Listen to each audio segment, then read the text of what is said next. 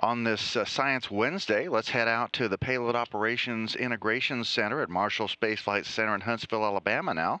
Lori Meggs is there, and Lori, we're talking about nutrition and well-being for astronauts today, as well as for here on Earth. Kelly, the #1 priority for NASA is to keep our space station astronauts safe and healthy. To do that, we have to understand what really happens to our bodies in microgravity. Now, there are two experiments that have looked at this. One right now is the ProK experiment. It looks at the nutritional intake of astronauts. It's ongoing, and the nutrition experiment, which wrapped up earlier this year. Dr. Scott Smith, he is the lead for the nutrition and biochemistry lab at Johnson Space Center, and he tells us what we've learned from these experiments and where we're going. I've always been very happy to say that we were the first blood collection on board the International Space Station. We'd collected blood on Shuttle, we'd collected blood on Skylab, but it took several years until we had the right hardware on board station to allow us to collect blood during flight on station. Anything you can share with us so far? We've found several things. The biggest thing I think we found is that we found metabolites in the blood that are reflective of a specific biochemical pathway, what we call the 1-carbon metabolism pathway, that are different in individuals that had vision issues during spaceflight.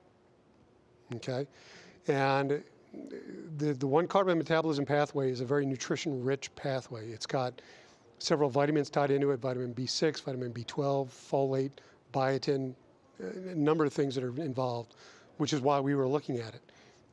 It wasn't until we started teasing out crew members that had vision issues and crew members that didn't have vision issues that allowed us to see that there appeared to be a relationship. The striking thing was not only that we had differences in blood levels of these metabolites in individuals with vision issues, the bigger thing, I think, is that we had differences pre-flight. And after we ruled out a number of other things and looked at the data as many ways as we could, we focused in on the possibility that genetic differences could be causing this biochemical difference, which could be related to these changes in vision. And we're now doing a follow-on study, which isn't really a flight study, although we're doing it with the astronauts, where we're actually going back in and looking at their genes for specific enzymes in this pathway to see if we can then relate the actual genetic information to vision issues. And how could this help us here on Earth? Well, it could be a lot of things. I mean, we could still, I would say as a caveat, we're very excited about these data. We think we're going down the right path. We could be wrong. So this could be a fluke. When we look at the scientific literature and the medical literature about this pathway, people with alterations in this pathway also tend to have increased risk of stroke, increased risk of migraines, increased risk of other types of vascular diseases. And it's possible that, again, if our data help flesh this out, that this may also have implications for understanding of health and physiology in everyday humans. And then the second experiment is what we call ProK, which is getting at the relationship of dietary protein, which is the Pro, and dietary potassium, which is the K. And what we believe in that experiment is that the ratio of animal protein and potassium in your diet may have an effect on your bone health. That is, the more animal protein you consume, the more red meat you consume, and the less fruits and vegetables you consume, which are rich in potassium, the higher that ratio, the more bone breakdown you see. So the converse is, yes, that we believe that by modifying the diet, by increasing fruits and vegetables, decreasing red meat, and perhaps increasing fish intake or vegetable protein intake, that may be one way to help mitigate the bone loss that we see in astronauts. And joining me now is someone who knows about nutrition and our diets and how that affects everyday life is Linda Stakely. She is a nutritionist and registered dietitian at the Huntsville Hospital Wellness Center. Linda, thanks for joining us today. So welcome. You heard Dr. Smith and what he had to say. Tell us your thoughts on how that translates to us here on Earth. Well, when I think about an astronaut's diet, and people that are up at the payload station, I'm thinking of more of a perfect diet because it's been formulated, they've had biochemists work on it, they've had dietitians work on it, scientists, so it's more of a perfect diet. But here on Earth, our diets are not so perfect. And one of the studies that he looked at was the Pro-K, and they're decreasing the protein but increasing the potassium in the diet, and that has to do with bone density. And so I brought along a plate with me today just to show how we can compute that into real life. It looks pretty good, actually. It does. If you would take your plate and divide it into 4 quadrants, what we'd like to see people to do is have 1/4 of your plate as your protein, and this is a 3-ounce portion of chicken, and that's really about all we need. And then 1/4 of your plate would be your starch, and this just happens to be brown rice.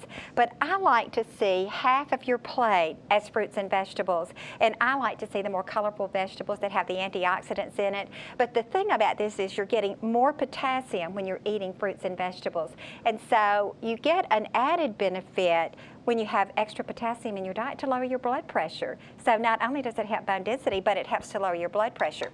So how much potassium, do we need? We need probably about 3,500 milliequivalents of potassium a day, and we easily get that if we include fruits and vegetables in our diet. But the problem is we are a meat and potato society, so it's more half our plate's meat and half of our plate is potatoes. So we need to include more fruits and vegetables in the diet to get that potassium that we need. And probably if you're eating 45 to 55 grams of protein for a female, you're getting enough. For a male, probably no more than about 65 grams, unless you're really a weight training, and then you might need as much as 100, 110, or 20 grams of protein. But most people don't need that much, but that's what we end up getting. We talk about the perfect diets of those in space, but they're sometimes in a stressful situation. Tell us how stress relates to what we eat and how that affects us. Well, when we're stressed here on Earth, we don't eat right. We don't choose right. And when we feel those stress hormones, we tend to want something salty, something sweet, something fatty, and so we make bad choices. We don't go and eat a good vegetable lunch or dinner. So the stress can cause you to drink more coffee, which is going to increase the stress. It can cause you to drink more alcohol, to skip meals, and to overeat when you do eat at mealtime. So a stressful diet is obviously going to affect your immune system. It's going to affect how you feel, how you perform. So eating more healthy foods and more like Dr. Smith is talking about, less protein, more fruits and vegetables is going to be the healthy approach. But that's not what we turn to when we're stressed. We turn to something sweet. In fact, I asked you earlier, what is stressed spelled backwards? It is dessert. It is dessert. And that's what people tend to go to, something sweet, especially women. We oftentimes want that piece of cake, or we want that cookie or that sweet after a meal. And many times it's just because we're feeling so stressed and uptight. And it's that carbohydrate, which releases serotonin. It's that feel-good hormone, and it kind of helps us get through it briefly. He talked a little bit about the B vitamin, too. Tell us what are some sources of B vitamins? Well, your B vitamins mainly come from your breads and cereals. But the problem with that is so many of our breads and cereals are highly processed. What you want to look for on your label is 100% whole wheat or 100% whole grain product. So if your label does not say whole grain or whole wheat, then it is a highly processed food. White bread, the Iron Kids bread, the white wheat bread, honey wheat bread, all of that is very processed. And what you really want is 100% whole wheat or whole grain, because the nutrients have not been removed and they're there for us, and they're better utilized by the body than what they just throw in there. We also talked about bone health. That's a big deal on space station. What other factors influence bone health? Well, there are a lot of factors here on Earth that influence bone health. If you are doing load-bearing exercise, that is going to be a really important thing to help you to strengthen your bones. But also calcium is important, and calcium that has calcium that you also have vitamin D at the same time helps to make those bones stronger. So calcium in the diet, load-bearing exercise, those are important things. And again, too much protein in the diet is not going to be healthy for the bones, here on Earth as well as in space. How much protein should we have daily? About 45 to 55 for women and probably 65 to 75 for men. Don't need any more than that. You know, 3 ounces of meat at lunch and 3 ounces at dinner is really going to get us what we need. I don't know if that's enough. No. But what happens when we go out to eat, we get 5 to 6 ounces at lunch and maybe even more at dinner. And when we eat so much meat, we don't eat those vegetables, and that's the problem. All right, and I know it probably excites you to hear about, what do you think when you hear about nutritional studies in space? Oh, it's wonderful. It's so exciting that they're doing all of this, and then we take that information and we can apply it here on Earth. And I love the fact that the diets that they prepare for the astronauts are so carefully planned to give them everything that they need.